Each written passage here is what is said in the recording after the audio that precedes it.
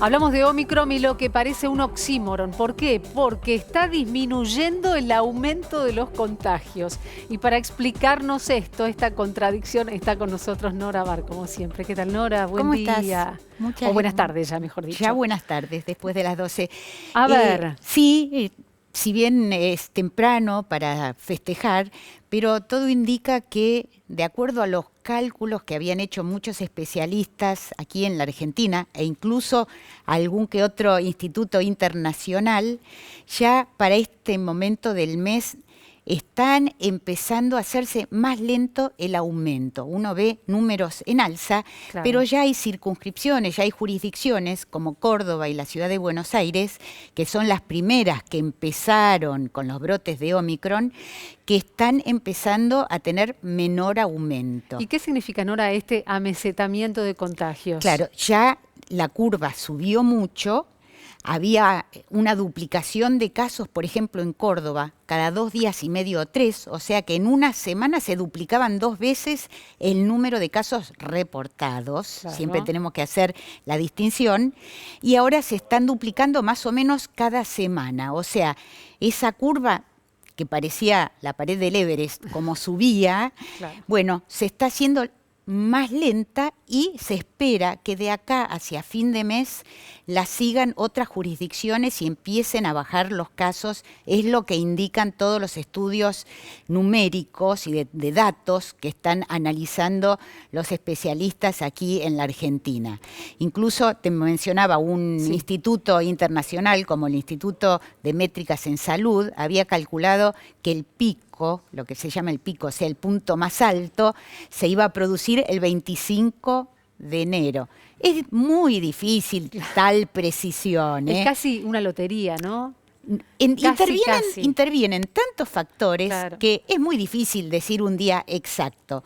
Pero sí, las previsiones coinciden en que deberían empezar a bajar por distintos factores. Primero, por la inmunidad que confieren las vacunas y la inmunidad natural de todas las personas que nos contagiamos de Claro. COVID. Especialmente las que se contagiaron de Omicron, que fueron una cantidad enorme. Se calcula que si el 20 o 30% de las personas contraen Omicron, eso podría empezar a hacer ya que los casos empiecen a bajar. ¿Y estaremos entrando en la denominada inmunidad de rebaño entonces o todavía no? Bueno, la inmunidad de rebaño es muy difícil de calcular porque, como decimos, entran en juego muchísimos factores. Claro. Por ejemplo, la inmunidad frente a las vacunas, que depende, entre otras cosas, de cuándo uno se aplicó la vacuna. Puede ir bajando a lo largo del tiempo.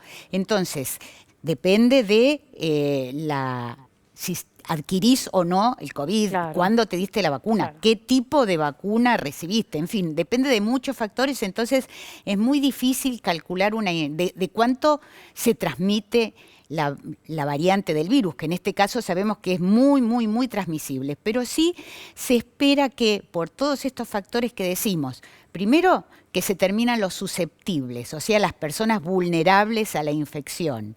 Por otro lado, también pasaron las fiestas. Claro. Y entonces hay una cantidad de conductas que se dejaron de lado, como las grandes reuniones continuas todo el tiempo. La gente se fue de vacaciones, los que pudieron, a un lugar más abierto, hay menos reuniones. Y entonces eso también puede colaborar a que vayan bajando los contagios. Y también ahí te preguntamos, ¿dejó de ser pandemia para transformarse en endemia? ¿Estamos cerca de eso? Bueno, es lo que se habla muchísimo, se escucha mucho este término endemia, va a dejar de ser una pandemia para ser endemia. Endemia quiere decir que una enfermedad tiene una cantidad de casos ya conocida que se dan en una población en un determinado periodo, ¿no es cierto? Ejemplo. Gripe. Gripe, bien. O dengue. El dengue es endémico en muchos lugares.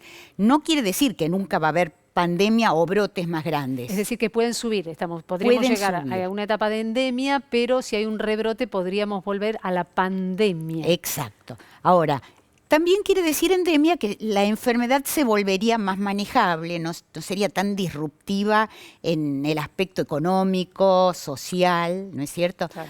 Pero evidentemente todavía con esta explosión de casos no podemos considerar que ya estamos en una endemia. Sí, los especialistas prevén que en algún momento de este año debería empezar a convertirse en una endemia. Y esto quiere decir que nos vamos a olvidar del SARS-CoV-2. Claro. Claro, en realidad no. Siempre la salud pública va a tener que estar pendiente y monitoreando qué pasa con este virus, con los contagios, porque que sea endémico no quiere decir que sea inofensivo. Y lo vemos, por ejemplo, en los Estados Unidos, donde hay mucho menor nivel de vacunación y la mitad de los Estados Unidos tienen hospitales saturados, claro, y guardias pediátricas y salas pediátricas saturadas de internaciones por justamente la variante Omicron. Nora, vos decís que directamente la COVID vino para quedarse, pero está en nosotros, a través de las vacunas o a través de las conductas, poder enfrentarlo de una mejor manera. Exactamente. En este momento tenemos vacunas, vamos a tener antivirales bastante efectivos y además tenemos que preocuparnos de usar buenos barbijos, dado que Omicron es tan contagiosa. Buenos barbijos, trate de no hacer reuniones así tan frecuentes, ir capeando el temporal y si se cumplen las previsiones, que por ahora se están cumpliendo los pronósticos, podríamos empezar a ya registrar descenso de los casos en las próximas semanas. Una excelente noticia, después del panorama que ojalá se cumpla. Claro, ojalá que sí, depende de nosotros, ¿no? Es lo que decimos Así siempre. Nora, muchísimas gracias, nos reencontramos la semana que viene. Así es, hasta la semana que viene. Hasta la semana que viene, seguimos así.